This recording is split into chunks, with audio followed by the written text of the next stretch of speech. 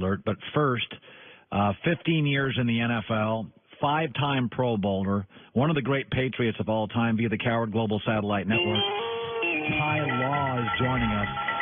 Ty, you played for Belichick for 5 years, and Herm Edwards and Pete Carroll. You played Parcells. You played for a lot of defensive guys.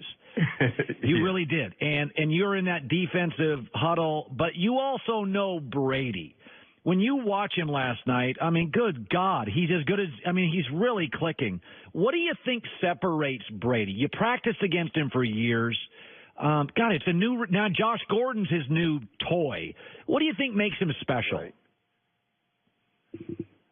His attention to detail and his preparation. I mean, I had a front row seat when he started, and people don't understand how much work he puts in on a daily basis, whether it's conditioning, whether it's studying, getting his receivers to go out and do extra work.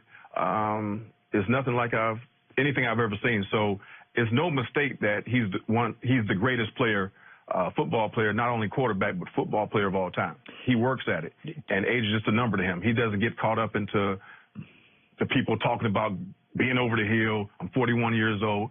Age is just a number. He's out there having fun, and that's the most important thing. You know, Ty, you're a successful business person. I've gone to you had business guy. So you fit, I think, very well into New England's culture. This is why I think Bill Parcells liked you and Bill Belichick liked you. Some players say New England's not fun. To that I would say, no, it just takes a different kind of player. Teddy Bruschi, again, carries a briefcase to work. When you hear it's not fun in New England, what do you make of that? For those that don't know how to work and don't know what it takes to win, I thought it was fun. And the people that created the culture, which you guys call the Patriot Way, we made it fun because we had a lot of fun amongst each other. But when it was time to step on the field, we went to work. And I think you get a lot of free agents. I know for a fact a lot of free agents that come in, it's a totally different culture than what they're used to. And they're like, what is this? This is work. Yes, football. Yes, supposed to be fun. Yes, a game. But in New England, it's work. So you have to try to find the fun within the camaraderie of the team, which we do. And it's a shock to most people because we could be laughing and joking in 1 minute, but we're serious. We're very, very serious once we get out there on the field. But we still have fun within the practice as well. But, you know, it's entertaining to me when free agents come from the other programs and come to New England and they see the difference in culture. And they was like, you know, what is this? You know, because they were maybe used to more of a country club type of feel, you know, and, you know, you're getting paid a lot of money and you go in early. When the last whistle blows, you're in your car and you're back home by, you know, 3:30, 4 o'clock. It's usually not like that in New England. A lot of these young quarterbacks, Patrick Mahomes is tearing it up. Baker Mayfield, people are falling in love with. You, when you were part of the Patriots, you guys ate young quarterbacks alive. Belichick's record against rookie quarterbacks is sensational. He eats them for lunch, and you were part of those game plans. Baker Mayfield's going to play this weekend. Sam Darnold. What was the secret sauce for Belichick? And you were in these game plans. Why were they so great against young quarterbacks? What should I do against Baker? What should I do against Josh Rosen or Josh Allen? I mean, give them things that they can't figure out right away. We used to play a lot of games back there, you know, moving around. No one ever stood still so you can figure out what we were doing. We used to do that to Peyton Manning when he was young and he really couldn't read the defense. We would throw him a bunch of different looks to make him figure it out. And that's what you have to do to a young quarterback. And Coach Belichick has an ability to know what the quarterback's strengths and weaknesses are. So we took full advantage of that. But it's basically moving around, playing deep, coming up into a press, but we're really playing a basic coverage. But we were so comfortable within our own skin, we can be anywhere in a position. If you snap the ball early, we still know what we're doing, but the quarterback has no clue because it's like it's nothing that he's ever seen before. Yeah. By the way, Richard. And it made it fun for us as a defense, too. Yeah, no, Teddy Bruschi told me the same stories. He said we would just make stuff up and yell stuff. And, you know, he goes, we were playing our own little card game on defense, and it took Peyton Manning years and years to kind of figure it out. Listen, I know defensive players are upset, but of the 13 highest paid players in the NBA, 6 are defensive players. The other 7 are quarterbacks. That I would argue today that defensive players have never been more valuable because it is such an offensive game. If you can be a Von Miller, Khalil Mack, J.J. Watt, an elite Luke Kuechly, Right.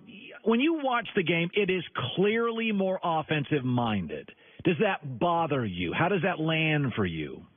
Yeah, I mean, we know that people tune in to see the quarterbacks, but you hear what you just said, Colin.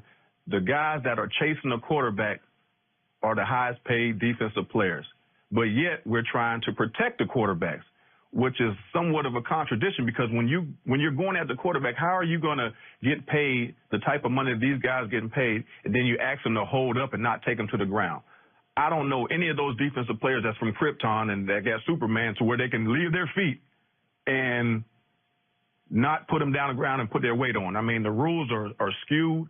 I think is biased with the quarterback. I mean, if you want to protect the quarterback like that, in my opinion, just put a bunch of flags on them and, pull the flag and that's a sack. But they're asking players to do something that's not physically possible. Now, when you were in the NFL, I think when you came into the league, you could grab wide receivers, and by the time you left the NFL, you couldn't grab receivers. So how did you change? Yeah, listen, there's a lot going on with the rules. I mean, when you watch the TV and they call a flag, then they come to the so-called professional analyst that's on the TV side, and he doesn't agree with the call. So it's such a big gray area. Look at William Hayes.